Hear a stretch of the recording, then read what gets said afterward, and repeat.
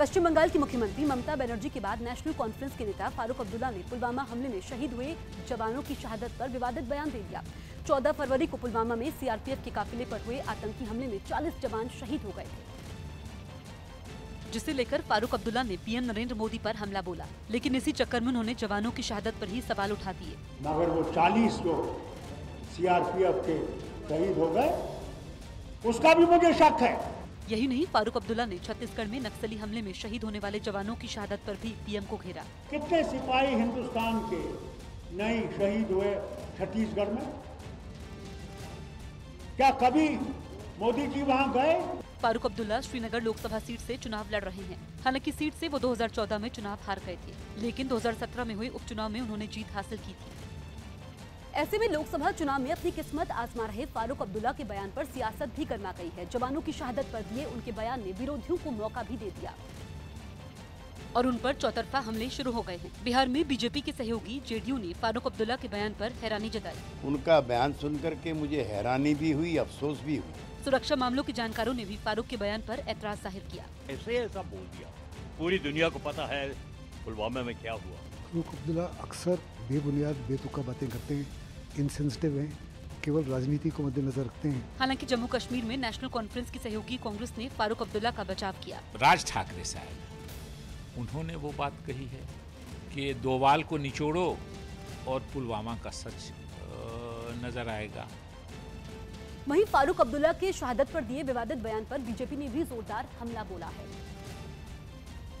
फारूक अब्दुल्ला आखिर किस तरह की बयानबाजी कर रहे हैं? ऐसे बयानों के लिए उनको माफी मांगनी चाहिए। जवान ने शहादत दे दी, अब फारूक अब्दुल्ला उस पर सियासत कर रहे हैं। बीजेपी ने भोपाल लोकसभा सीट से कांग्रेस प्रत्याशी दिग्विजय सिंह पर मतदाताओं को पैसे बांटने का आरोप लगाया। दिग्विजय सिंह शनिवार को मध्य प्रदेश के सीहोर में चुनावी प्रचार के लिए पहुंचे थे, जहां उन्होंने एक मंदिर के बाहर खड़े भिखारियों को पैसे बांटे। अपने सीहोर दौरे के दौरान शिवराज सिंह चौहान ने मंदिर में पूजा भी की।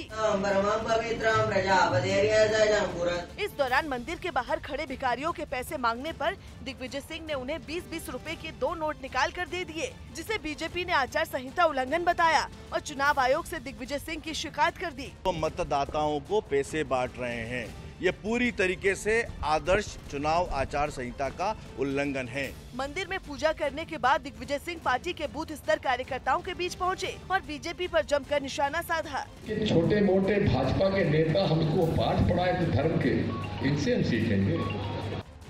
पीलीभीत से लोकसभा सांसद और केंद्रीय मंत्री मेनका गांधी अमेठी में भतीजे राहुल गांधी के खिलाफ चुनाव प्रचार कर सकती है। मेनका गांधी को बीजेपी ने सुल्तानपुर लोकसभा सीट से उम्मीदवार बनाया है, जिनका प्रचार के लिए सुल्तानपुर पहुंचने पर बीजेपी कार्यकर्ताओं ने जोरदार स्वागत किया और उनके काफिले पर फूल बरसाए। साथ ही बीजेपी कार्यकर्ताओं ने मेनका गांधी के समर्थन में नारे भी लगाए।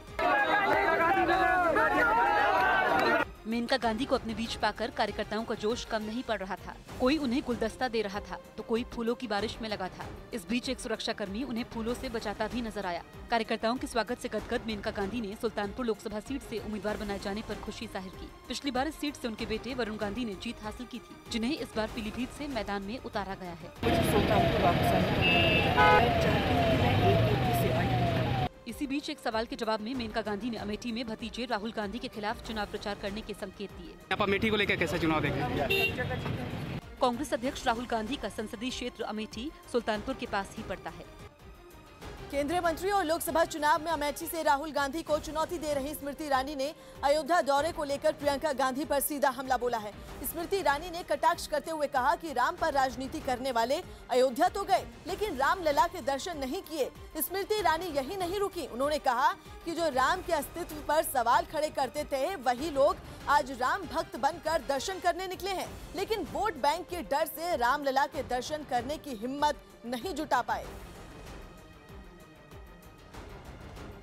वो लोग जो विदेश की यात्रा